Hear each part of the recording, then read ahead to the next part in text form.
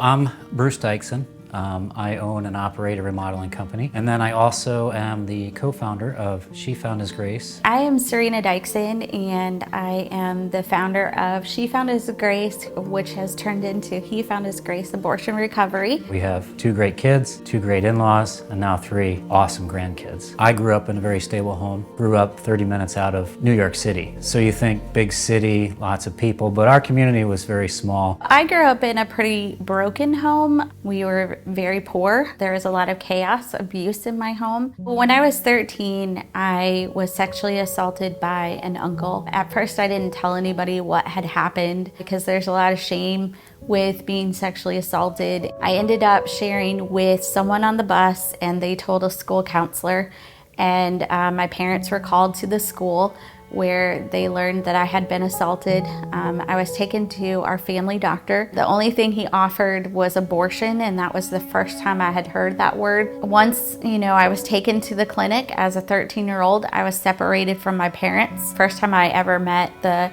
abortionist, there was just no compassion. I remember him just telling me to shut up. My mom, she could hear me screaming for help, and they told her she couldn't help me. My dad had to carry me out of the clinic bloody. We needed counseling, and we never got that. It affected our family forever. So I met Serena on the school bus, and we were 15 at the time. As we started dating, that led to having sex, which led to us finding out that she was pregnant. That's when I found out about the abortion. I didn't know about it. Serena didn't speak about it before then, but we went to Planned Parenthood, who had been to our school recently, and they said that, 1, she's young, in school, and we're poor, so we should get an abortion. Before we left, we sat down and we were talking in the parking lot in my car. And I asked her, well, what do you think about abortion? And she shared at that point what she had been through. And she said that she'll never have an abortion again.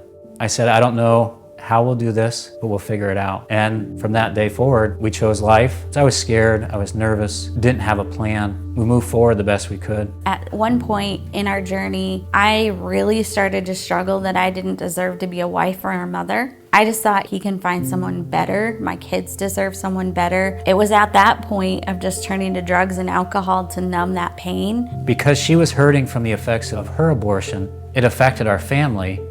She felt like a bad mom. I felt like a bad dad and a bad husband. So it led me to a path of considering ending my life. I felt like I was trying, and at times she was trying, but we could just never make it work. We never got to the root issue, which was her abortion.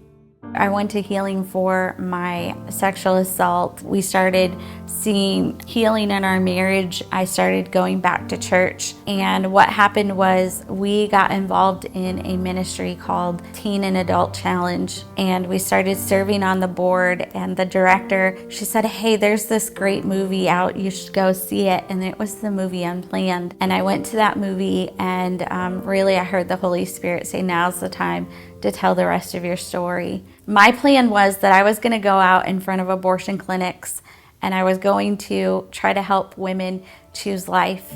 And what ended up happening is that I went to that training, and that's when someone said, hey, have you ever gone through abortion healing? I went to a retreat, and I was able to give my daughter, Eliana Grace, the honor that she deserved. It was really taking that step and saying that I was gonna go through abortion recovery. Today you can Google abortion regret and you'll find so many resources. A resource that I would like to plug would be He Found His Grace. But there's many pregnancy resource centers around the country that also offer healing for those that have been part of this. I have a life that's been changed. I have a family that's been restored. And God has done that. Not Bruce and Serena, but God has done that. And I am forever grateful.